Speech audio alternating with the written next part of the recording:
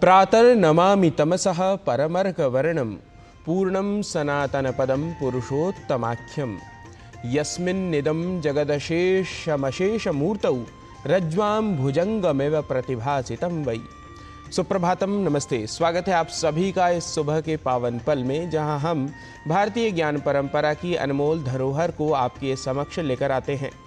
सुप्रभातम एक उद्घोष है उस प्राचीन ऋषि परंपरा का जो वेदों की ऋचाओं से लेकर उपनिषदों के गहन चिंतन तक हमारे जीवन को प्रकाशित करती है। आज हम फिर एक बार उस ज्ञान के सागर में गोता लगाएंगे जो न केवल हमें अपनी जड़ों से जोड़ता है बल्कि आधुनिक जीवन में भी मार्गदर्शन देता है।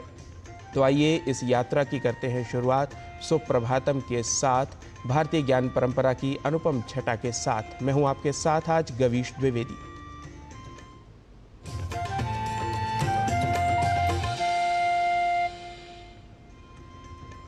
तो सुप्रभातम प्रस्तुति क्रम में सबसे पहले प्रभाग पंचांग के माध्यम से जान लेते हैं क्या है आज की तिथिवार एवं नक्षत्र। आज का पंचांग युगाब्द 5127, विक्रम संवत 2082, शक संवत 1947, उत्तरायण, ज्येष्ठ मास, कृष्ण पक्ष, अमावस्या तिथि, मंगलवार, रोहिणी नक्षत्र। आज का दिन सभी के लिए मंगलमय हो। और पंचांग के बाद आइए अब देखते हैं जीवन हेतु उपयोगी शिक्षाएं। सुभाषित के माध्यम से कहा गया है कि संतोष प्रदान करने वाले कार्य ही मनुष्यों के द्वारा किए जाने चाहिए। ऐसा ही कुछ भाव लिए है आज का हमारा सुभाषित।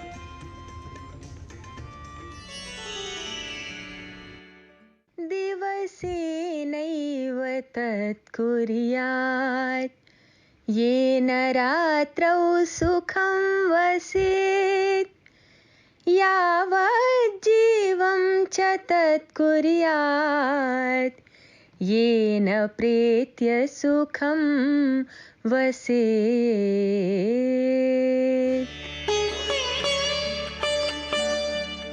दिन भर ऐसा काम करना चाहिए जिससे रात में चैन की नींद आ सके। वैसे ही जीवन भर ऐसा काम करना चाहिए जिससे मृत्यु पश्चात सुख मिले, अर्थात सद्गति प्राप्त हो। One should perform such actions throughout the day that one may sleep peacefully in the night. Similarly, one must perform such acts throughout life that one may pass off from this world peacefully and contented. और सुभाषित प्रस्तुति के बाद कार्यक्रम में अब बात भारतीय ज्ञान परंपरा की। भारतीय ज्ञान परंपरा में आज बात हम करेंगे सैनिक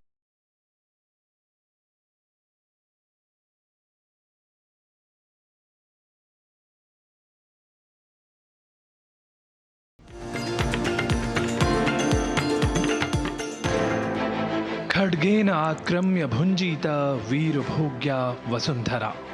इतिहास साक्षी है कि महान नेता और योद्धा अपनी वीरता के बल पर ही साम्राज्य स्थापित कर पाए हैं और इसके लिए अपेक्षा होती है हर परिस्थितियों में विजय दिलाने वाले युद्ध कौशलों की।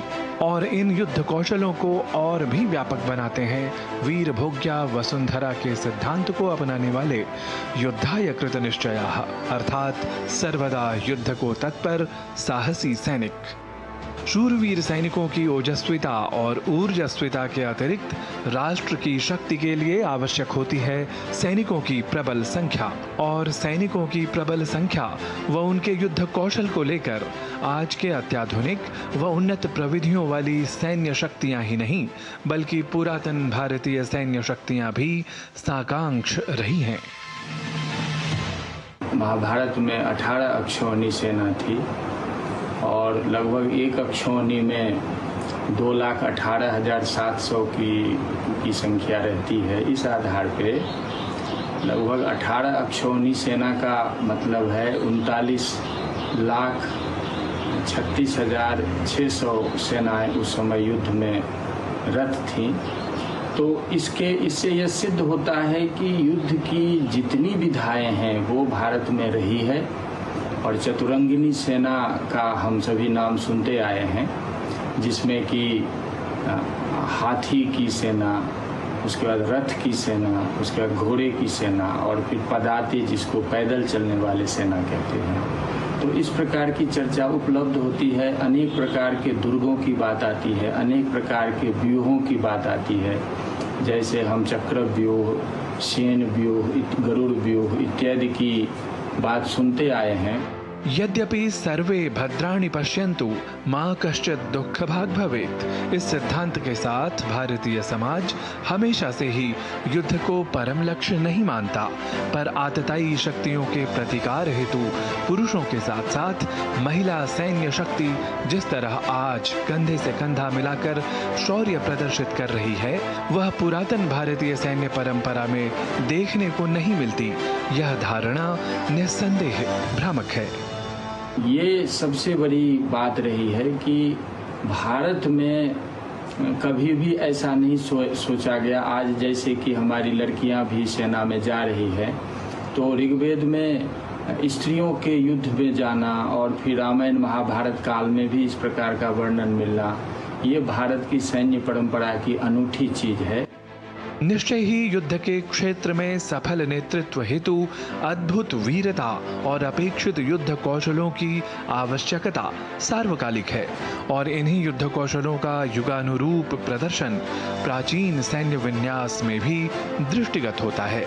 समग्रतः भारतीय ज्ञान परंपरा की प्रासंगिकता को सैन्यगत अनेक आयामों के साथ समझना वीर भोग्या वसुंधरा के वास्तविक मर्म को आत्मसात करना कहा जाएगा। नारायण दत्त मिश्र, डीडी न्यूज।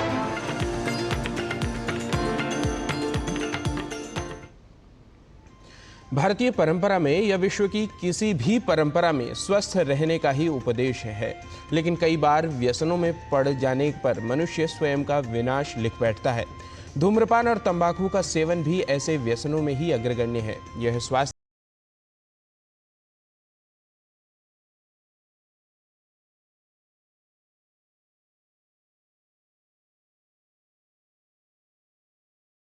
मुंह के कैंसर के लक्षण, आइए देख लेते हैं हमारी सहयोगिनी किरण भारद्वाज की इस रिपोर्ट के माध्यम से।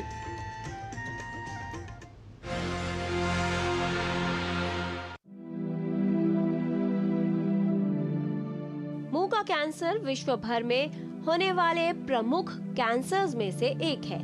मुंह के कैंसर के विषय में जागरूकता आवश्यक है, क्योंकि ये उन कैंसर्स में से है जिनसे बचाव किया जा सकता है। मुंह के कैंसर के मामले लगातार बढ़ रहे हैं और इसका कारण है तंबाकू और शराब का बढ़ता सेवन। मुंह का कैंसर हमारे देश में काफ़ी ज़्यादा कॉमन है और इसका जो कॉमनेस्ट कॉज है, जो सबसे ज़्यादा कॉमन वजह है, वो है गुटखे का इस्तेमाल और स्मोकिंग करना। और उन केसेस में जो हमारे मुंह के अंदर की सारी म्यूकोज़ा है, जो हमारे अंदर की चमड़ी है, वो पूरी म्यूकोज़ा एट रिस्क होती है कैंसर के लिए। जो ओरल कैविटी कैंसर हमारे देश में मिलते हैं वो है बकल म्यूकोज़ा, यानी कि अंदर का, गाल के अंदर की जो स्किन है उसका कैंसर, और टंग का कैंसर। जो प्रेजेंटेशन होती है जनरली एक छाले के साथ में होती है, ऐसा छाला जो कि जो जनरल ट्रीटमेंट करने के बाद भी नहीं भर रहा है, और अगर उसको 2-3 हफ्ते से ऊपर ये छाला है और नहीं भर रहा है या फिर बढ़ रहा है, तो फिर उस चीज़ को ज़रूर डॉक्टर की सलाह के साथ में एग्जामिन कराना चाहिए और आगे इन्वेस्टिगेट कराना चाहिए। कई कारण हैं जो मुंह के कैंसर के जोखिम को बढ़ाते हैं। तंबाकू का सेवन, धूम्रपान करना, पान और सुपारी का सेवन, शराब का सेवन, नुकीले दांत और ढीले डेंचर, HPV का संक्रमण, कमजोर प्रतिरोधक क्षमता, सूर्य की अल्ट्रावायलेट किरणों से संपर्क, इन सभी से मुंह का कैंसर होने की संभावना हो सकती है। ये सब चीज़ें काफ़ी बड़े लेवल पर इन्वेस्टिगेट हो चुकी है और ये एक मुख्य तथ्य है कि अगर तंबाकू लेंगे, चाहे वो थोड़ी मात्रा में लें चाहे वो ज़्यादा मात्रा में लें, तो आपके कैंसर के रिस्क डेफिनेटली बढ़ जाता है। तो अगर आप तंबाकू ले रहे हैं किसी भी वजह से, तो खुद को आप भ्रम में ना रखें और आज ही तंबाकू का सेवन बंद कर दीजिए, नहीं तो ये दिक्कत किसी ना किसी रूप में आकर आपको परेशान करेगी। मुंह का कैंसर मसूड़ों, जीभ, गाल की अंदरूनी सतह या होठों सहित मुंह के किसी भी भाग को प्रभावित कर सकता है। मुंह में ठीक न होने वाले छाले यानी अल्सर या सफेद धब्बे जैसे लक्षणों को नजरअंदाज नहीं करना चाहिए। ऐसे कोई भी असामान्य लक्षण हो तो आवश्यक है कि एक चिकित्सक को दिखाया जाए। चिकित्सीय परामर्श और नियमित जांच से कैंसर के लक्षणों की जल्द पहचान में सहायता मिल सकती है। शुरुआती स्टेज में वो जो गर्दन में हमारे लिम्फ नोड्स होते हैं जो जनरल इन्फेक्शन को फाइट करने का काम करते हैं, स्टार्टिंग में जो कैंसर होता है वो उन लिम्फ नोड्स तक फैलता है और अगर उसको उस टाइम पे भी ट्रीटमेंट नहीं किया जाता है तो काफ़ी चांसेस है कि शरीर के बाकी हिस्सों में भी कैंसर फैल जाता है। एक बार शरीर के बाकी हिस्सों में कैंसर अगर फैल जाता है तो वो काफ़ी हद तक लाइलाज हो जाती है बीमारी। लेकिन अगर वो बीमारी केवल हमारे ओरल कैविटी और हमारे गर्दन तक सीमित लिमिटेड रहती है तो उसका इलाज कर पाना संभव है। इलाज के लिए जो ऑप्शंस हैं वो मूल तौर पर 3 तरह की पद्धतियां हैं। एक तो सर्जरी कर सकते हैं, दूसरा है रेडियोथेरेपी और तीसरा है कीमोथेरेपी। ज़्यादातर केसेस में अगर शुरुआती स्टेज में कैंसर का पता चल जाता है तो सर्जरी क्यूरेटिव होती है। लेकिन अगर कैंसर बढ़ी हुई अवस्था में पता चलता है लेकिन फिर भी इतना ज़्यादा नहीं फैला हुआ है कि उसका इलाज संभव ना हो, अगर ऐसे केसेस में हमें कैंसर पता चलता है तो जनरली हम कॉम्बिनेशन थेरेपी का इस्तेमाल करते हैं, जिसमें सर्जरी के साथ साथ ही रेडिएशन थेरेपी या कीमोथेरेपी का इस्तेमाल भी किया जाता है। मुंह के कैंसर के इलाज के लिए सर्जरी, रेडियोथेरेपी और कीमोथेरेपी में आधुनिक विकल्प है। उपचार किस प्रकार किया जाएगा ये कैंसर के स्थान, अवस्था और रोगी के स्वास्थ्य पर निर्भर करता है। मुंह के कैंसर के खतरे को कम करने के लिए आवश्यक है कि किसी भी रूप में तंबाकू का सेवन न किया जाए। किरण भारद्वाज, डीडी न्यूज।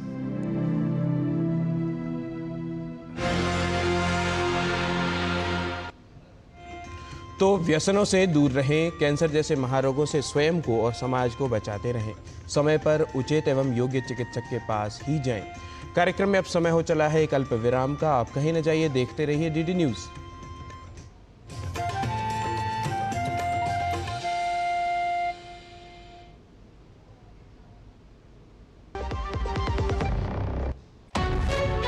विभाग अनेक, कंप्लेंट बॉक्स 1।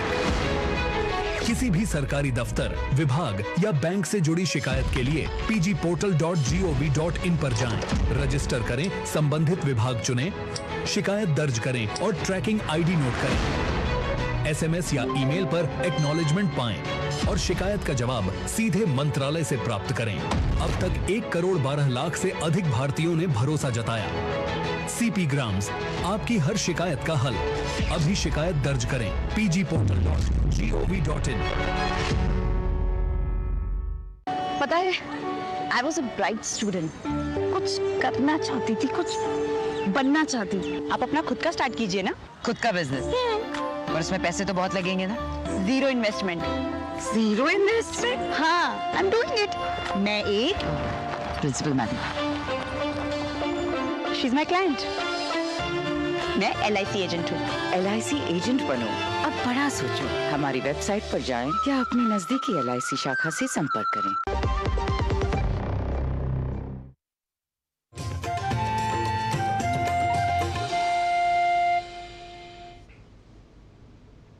विराम के बाद एक बार पुनः आप सभी का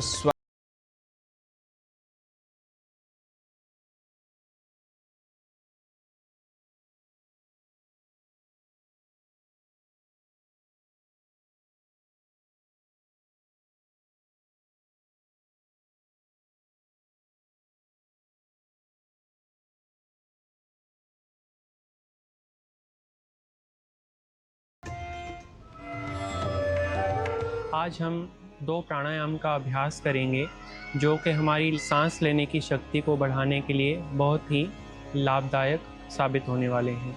तो सबसे पहले हम अभ्यास करेंगे इंटरकॉस्टल ब्रीदिंग का, जिसके लिए हम किसी भी मेडिटेटिव पोस्चर में बैठ के स्पाइन को सीधा रख के 4 फिंगर्स को रिब्स के लो पार्ट पे रखेंगे, 4 फिंगर्स को सामने, थंब को पीछे रखते हुए अच्छे से इनहेल करेंगे। जब हम इनहेल करेंगे तो हमें ऐसा फील होगा कि हमारे रिब्स एक्सपांड होते हैं और जब हम एक्सहेल करेंगे तो वो रिलैक्स होंगे। तो हम इनहेलेशन और एक्सहेलेशन के लिए 3-3 काउंट का उपयोग करेंगे। तो पाम रखने के बाद इनहेल, लंबी सांस भरेंगे और एक्सेल करते हुए पूरी सांस को छोड़ेंगे। Inhale 1 2 3, exhale 1 2 3, inhale 1 2 3, exhale 1 2 3। इस प्रकार से कम 5 से 10 बार करेंगे। 3 सेकंड के लिए हम इनहेल कर रहे हैं और 3 सेकंड के लिए एक्सेल कर रहे हैं। ये था हमारा इंटरकॉस्टल ब्रीदिंग। अभी हम दूसरे प्राणायाम का अभ्यास करेंगे जिसका नाम है डायफ्रामेटिक ब्रीदिंग, जो कि हम लेट के अभ्यास करने वाले हैं। उसके लिए धीरे से हाथ और एल्बो का सपोर्ट लेते हुए पीठ के बल लेट जाएंगे। लेटने के बाद दोनों लेग्स को फोल्ड कर देंगे, पैरों के बीच में हिप डिस्टेंस, नीज़ को हम हल्का ज्वाइन कर सकते हैं। सो राइट पाम को नेवल पे रखेंगे और लेफ्ट आर्म को हल्का दूर रखेंगे। जब हम सांस भरेंगे अच्छे से तो हमारा पेट थोड़ा सा ऊपर की ओर जाएगा और जब हम सांस छोड़ेंगे तो धीरे से नीचे जाएगा। इससे हम काउंट के माध्यम से भी अभ्यास कर सकते हैं, जैसे कि इनहेल 1 2 3, एक्सेल 1 2 3, इनहेल 1 2 3, एक्सेल 1 2 3। धीरे से हाथ का सपोर्ट लेते हुए वापस से हम बैठ जाएंगे। आइए कुछ प्रैक्टिकल टिप्स जानते हैं हमारे योग गुरु डॉक्टर हंसा जी योगेंद्र से। नमस्कार।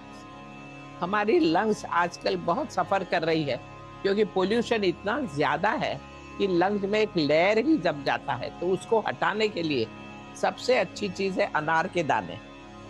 मुट्ठी भर के अनार के दाने रोज़ खाने ज़रूरी है ही। उसी तरह अदरक इतना इतना कद्दूकस करके, काली मिर्च, तुलसी के पत्ते, मुलेठी, इनको पानी में उबालकर वो काढ़ा दिन में 2 बार तो लेना ही चाहिए। लंग्स को क्लियर करेगा। फिर बात आती है कि हम थोड़े थोड़े प्राणायाम पर ध्यान दें। जरा हल्के से शांति से बैठ जाएं एक जगह और सिर्फ सांस पर अपना ध्यान केंद्रित करें, जिससे इमोशनल टॉक्सिसिटी भी हट जाएगी। ये हमें हर एंगल से अपने लंग्स को साफ रखना है और कोशिश ये करना है कि कभी कभी आगे झुकने वाले आसन हैं वो भी लंग्स को क्लियर करने में बहुत फ़ायदा करेंगे। तो ये सब चीज़ हमारे रोज़मर्रा के रूटीन्स में होनी ही चाहिए क्योंकि हम पोल्यूशन में रहते हैं। तो कोशिश करें कि हम अपना ध्यान दें। नमस्कार। योगः कर्मसु कौशलम, अर्थात कर्मों में कुशलता ही योग है। तो भारतीय होने के नाते संस्कृत में या विभिन्न भारतीय भाषाओं का कुशलतापूर्वक उच्चारण करना भी हमारा धर्म है। और इसी कुशलता में आपके सहयोगी बन हम आपके लिए लेकर आते हैं संस्कृत पाठशाला। तो कक्षा में ऐ इस अक्षर से जुड़े कुछ शब्दों के शुद्ध उच्चारण एवं वाक्यों के प्रयोगों के साथ उपस्थित हैं हमारे सहयोगी डॉक्टर नारायण दत्त मिश्र।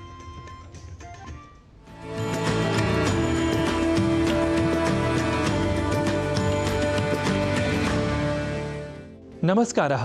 संस्कृतपाठशालायाः एतस्यां कक्षायां सर्वेषां स्वागतं करोमि। अहमेष नारायण दत्तमिश्रः। अक्षरों, शब्दों और वाक्यों से संबद्ध शुद्धि और अशुद्धि का संज्ञान हमें हो और हम यह सब कुछ समझकर शुद्ध प्रयोक्ता बन सकें, अर्थात संस्कृत के संस्कृतत्व की संरक्षा कर सकें। एतदर्थी हम आपके समक्ष शब्दों और वाक्यों को अभ्यास के उद्देश्य के साथ लेकर आते हैं।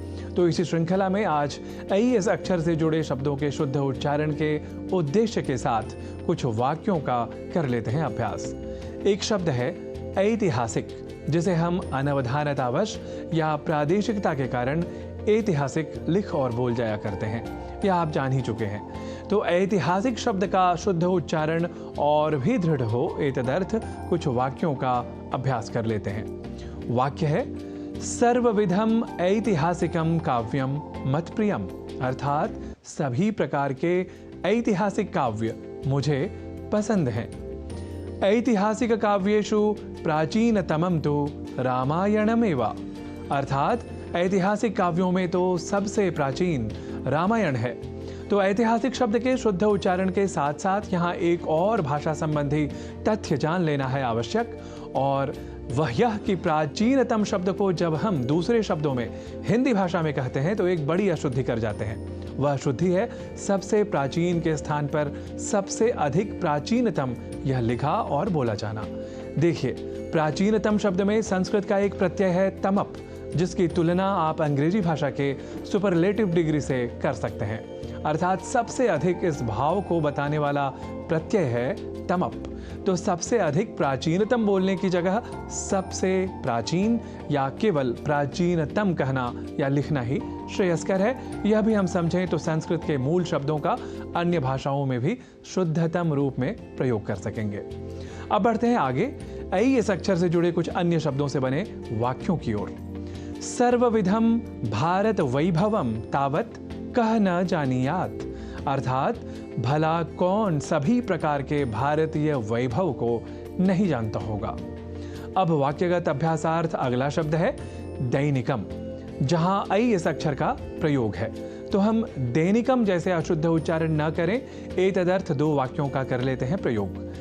निर्धनेभ्यः दैनिकम दानम अवश्यम करणीयम, अर्थात निर्धनों के लिए दैनिक दान अवश्य करना चाहिए। दैनिकम वार्तापत्रम तु सर्वैः पठनीयमेव, अर्थात दैनिक समाचार पत्र तो सभी के द्वारा पढ़ा जाना ही चाहिए। इसी तरह दोषे सति तु नैतिकम उत्तरदायित्वम सज्जनः एव स्वीकरोति, अर्थात दोष होने पर तो नैतिक उत्तरदायित्व सज्जन ही स्वीकार करता है। नैतिकम प्रशासनम सर्वथा प्रशंसितम भवति, अर्थात नैतिक प्रशासन सर्वथा प्रशंसित होता है।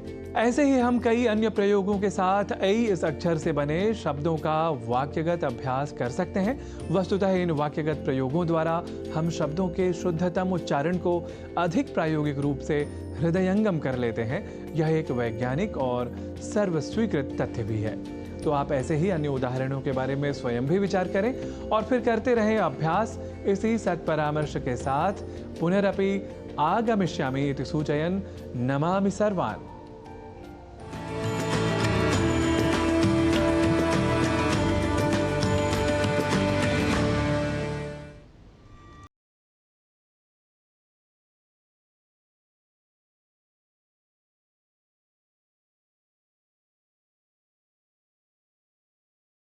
इसके उच्चारण में ही इसकी वैज्ञानिकता छिपी है, क्योंकि यहाँ जो लिखा जाता है वही बोला जाता है। तो इसी के साथ सुप्रभातम कार्यक्रम में देखने व दिखाने के क्रम को देते हैं विराम। कल पुनः अपनी इन्हीं प्रभागों में नए विषयों, नई सामग्रियों को लेकर होंगे आपके समक्ष उपस्थित। तब तक के लिए मुझे व मेरे सभी सहयोगियों को दीजिए अनुमति और आप देखते रहिए डीडी न्यूज़। नमस्कार।